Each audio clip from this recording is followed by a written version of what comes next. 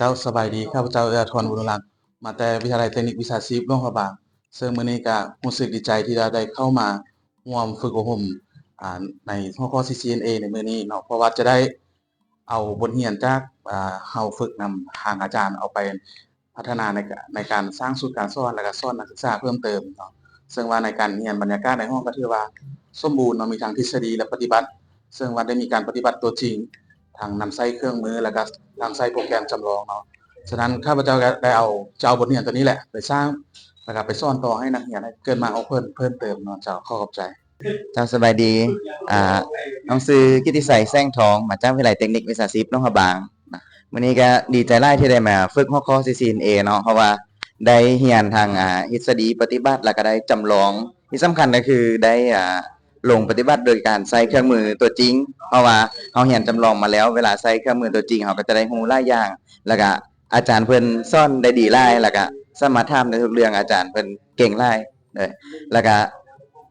จะนำเอาความรู้ที่มีนี่ไปสอนนักศึกษาต่อเพราะว่าวิทยาลัยของเฮาก็มีหลักสูตรเกี่ยวกับเน็ตเวิร์กพวกนี้เนาะก็เป็นเป้าหมายของพวกเฮาที่จะได้มาเอาความรู้นี้แล้วก็ไปฝึกให้นักศึกษาต่อจะเข้าใจได้โดยสบายดีสื่อกงเนาะก็มื้อนี้ก็ดีใจที่ได้มีโอกาสได้มาร่วมฝึกอบรมคอร์ส CCNA ก็ในหลักสูตรภายใน3วันก็ถือว่ามีทั้งเฮ็ด lab แล้วก็ในภาคส่วนของการเป็นทฤษฎีในการฝึกอบรมก็ถือว่าได้ความรู้หลายเนาะก็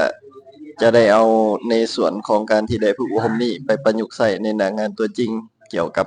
เน็ตเวิร์กขององค์กรเนาะก็ดีใจเนาะที่ได้มาร่วมฝึกอบรมกับสถาบันโจดอยมื้อนี้โดยขอบใจหลายมาที่เดสก์ท็อปนะมาที่ IT Config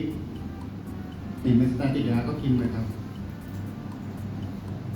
192 1ได้ไปนะ192 168ก็ได้ตามมีแรงครับเขาดี